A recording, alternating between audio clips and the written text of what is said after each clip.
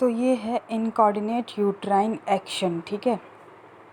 Uterine action इसमें इनकोऑर्डिनेट होगा, proper नहीं होगा, ठीक है। क्योंकि अब इसमें देखो क्या होता है, it usually appears in active stage of labour. एक हमें कहाँ देखने को मिलता है, usually active stage of labour जो होती है उसमें। तो जो हाइपरटोनिक स्टेट ऑफ यूट्रस होती है, हाइपरटोनिक स्टेट मतलब यूट्राइन कॉन्ट्रैक्शंस बहुत ज़्यादा हो रहे हैं, ठीक है। जैसे हमने पहले हाइपरटोनिक पढ़ा था, ये हाइपरटोनिक है, इसमें यूट्राइन कॉन्ट्रैक्शंस ज़्यादा होंगे। तो ठीक है, तो ये कंडीशंस कैसे अराइज होगी, जब स्पास्टिक लोअर यूट्राइन सेगमेंट, जो लोअर यूट्राइन सेगमेंट है वो स्पास्टिक हो जाएगा। स्पास्टिक मतलब उसमें कॉन्ट्रैक्शन होंगे। नॉर्मली लोअर यूट्राइन सेगमेंट में कॉन्ट्रैक्शंस नहीं होते हैं, वो पैसिव स्टेज में रहता है, मतलब वो कॉन्ट्रैक्ट नहीं करता है। और अपर जो सेगमेंट है, अपर यूट्राइन सेगमेंट है, वो कॉन्ट्रैक्ट करता है। और लोअर, उसके रिजल्ट में क्या होता है, लोअर यूट्राइन सेगमेंट और जो सर्विक्स हैं वो डायलेट होते हैं, ठीक है, ताकि बेबी है जो वो नीचे की तरफ आएगा और बेबी नीचे आएगा, इंगेज होगा, डिसेंट होगा नीचे की तरफ, ठीक है। अब कॉल्की यूट्रस हो जाता है। कॉल्की यूट्रस मतलब dominance of upper segment lost, जो डोमिनेंस है अपर सेगमेंट की वो लॉस्ट हो जाती है। क्यों हो रही है लॉस्ट, क्योंकि जो लोअर यूट्राइन सेगमेंट है वो कॉन्ट्रैक्ट कर रहे हैं, तो अब वो लॉस्ट हो गई ना। और नॉर्मली क्या होता है फंडल डोमिनेंस में, जो अपर यूट्राइन सेगमेंट हैं वो ज़्यादा स्ट्रॉन्गर कॉन्ट्रैक्शंस उसमें होते हैं। और जैसी जैसी वो कॉन्ट्रैक्शंस नीचे को और आते हैं, मतलब लोअर यूट्राइन सेगमेंट में पास होते हैं, वैसे ही वो डिमनिश होने लगते हैं, उनकी इंटेंसिटी डिमनिश होने लगती है नीचे की तरफ आते हुए। फिर एसिमेट्रिकल यूट्राइन कॉन्ट्रैक्शन, वो एसिमेट्रिकल होंगे uterine contraction, constriction ring form होगी।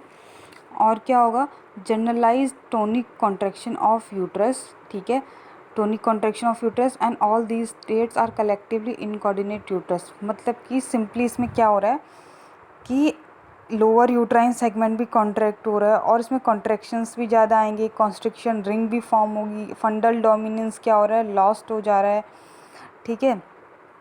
और जो कॉन्ट्रैक्शंस हैं वो टोनिक होंगे और ज़्यादा स्ट्रॉन्ग कॉन्ट्रैक्शंस होंगे। और इसमें क्या होता है, जो इनकोऑर्डिनेट यूट्राइन एक्शन होता है, इसमें क्या होता है, increased frequency and duration of uterine contraction. जो उनकी फ्रीक्वेंसी है, मतलब जो यूट्राइन कॉन्ट्रैक्शन का नंबर है, और जो उनका ड्यूरेशन है, मतलब उनके टाइम ड्यूरेशन, मतलब कि मान लिया अगर नॉर्मली 40 सेकेंड्स है अगर एक कॉन्ट्रैक्शन का टाइम, और वो 70 सेकेंड 80 सेकेंड या 1 मिनट पे पहुंच गया है, तो वो हो गया ड्यूरेशन, मतलब वो टाइम ड्यूरेशन की वो इंक्रीज़ हो गया है, उनका नंबर भी इंक्रीज़ हो गया, उनका ड्यूरेशन भी इंक्रीज़ हो गया है। जिससे क्या होगा, cause rise in basal tone, जिससे बेसल टोन राइज होगी।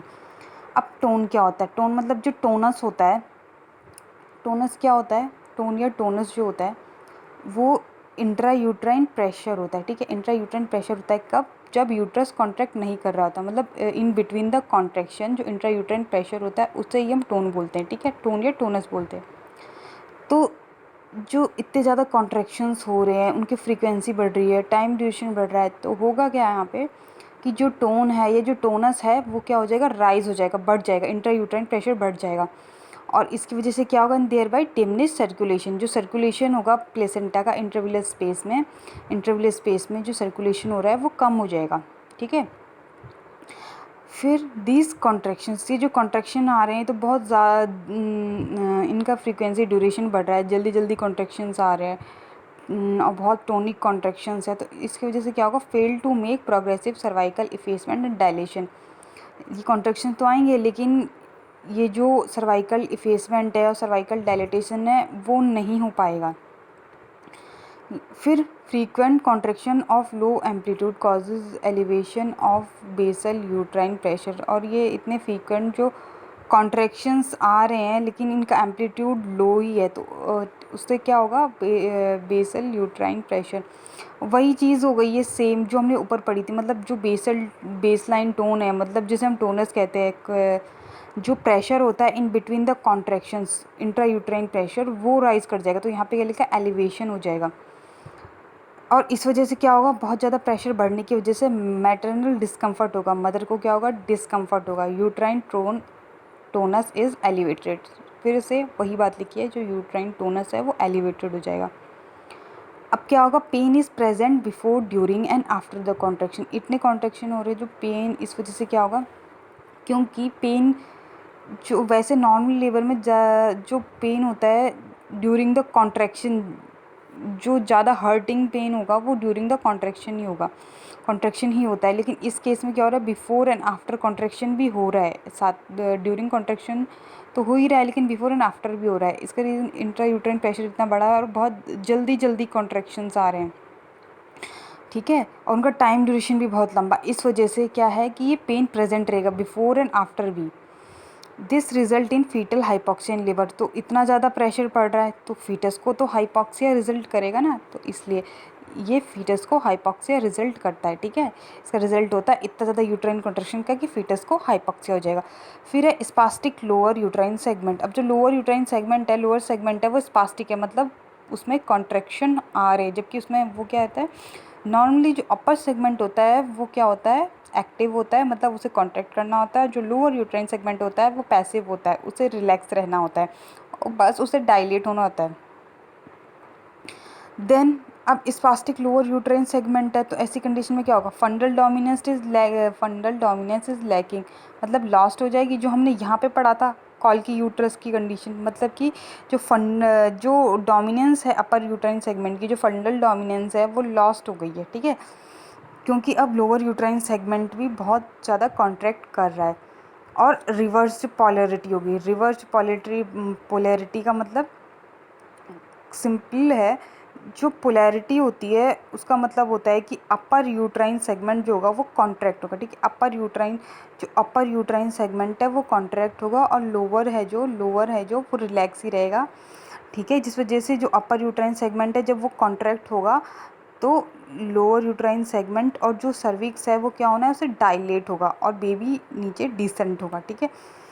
तो यहाँ पे रिवर्स्ड पोलैरिटी हो गई, मतलब कि जो लोअर यूट्राइन सेगमेंट है वो कॉन्ट्रैक्ट हो रहा है, वो पोलैरिटी होता है वो नॉर्मल, ये रिवर्स हो गया क्योंकि इसमें लोअर यूट्राइन सेगमेंट भी क्या कर रहा है, कॉन्ट्रैक्ट कर रहा है। फिर जो पेस मेकर्स होते हैं, मतलब जो कॉर्नोआ होते हैं, pacemakers of uterine contraction, वो रिदम में वर्क नहीं करते हैं, ठीक है। एक पैटर्न होता है, मतलब एक वेव जाती है, नॉर्मल लेबर में होता है, एक वेव पैटर्न फॉलो होता है नॉर्मल लेबर में जो यूट्राइन कॉन्ट्रैक्शन, तो इसमें वो चीज़ नहीं होगी, ठीक है, ये रिदम में काम नहीं करेंगे। फिर इनएडिक्वेट रिलैक्सेशन इन बिटवीन कॉन्ट्रैक्शन, और जो कॉन्ट्रैक्शन के बीच में है उनमें प्रॉपर कॉन्ट्रैक्शंस के बीच में इनएडिक्वेट रिलैक्सेशन मतलब प्रॉपर रिलैक्सेशन नहीं होगा, जो रिलैक्सेशन होने का टाइम नहीं मिलेगा। क्योंकि उनका फ्रीक्वेंसी बढ़ गया है, नंबर बढ़ गया है, उनका उनका ड्यूरेशन बढ़ गया है कॉन्ट्रैक्शन का, इसलिए रिलैक्सेशन भी प्रॉपर नहीं मिलेगा यूट्रस को। और इसी वजह से क्या होता है, इसी का रिजल्ट क्या होता है कि बेसल टोन राइज हो जाता है, इंट्रायूट्राइन प्रेशर राइज हो जाता है, उससे फीटस को भी हाइपॉक्सिया होता है और मैटरनल डिस्कम्फर्ट भी होता है, मतलब मदर को भी डिस्कम्फर्ट होता है, ठीक है। अब जो नॉर्मल जो बेसल टोन होता है वो लीवर के टाइम पे, प्रेगनेंसी के टाइम पे 2 to 3 mmHg होता है, और लेबर के टाइम पे जब यूट्राइन कॉन्ट्रैक्शन आते हैं तो 20 mmHg तक राइज कर जाता है, ठीक है। लेकिन इस कंडीशन में क्या होगा, इतनी ज़्यादा कॉन्ट्रैक्शन आने की वजह से लोअर यूट्राइन सेगमेंट भी कॉन्ट्रैक्ट हो रहा है, ड्यूरेशन बढ़ रही है, फ्रीक्वेंसी बढ़ रही है, तो जो बेसल टोन है, ठीक है, जो इंट्रायूट्राइन प्रेशर है वो 20 mmHg से भी, ठीक है, इस वैल्यू से भी राइज कर जाएगा, ठीक है। तो ये अब होंगे इसके डायग्नोसिस।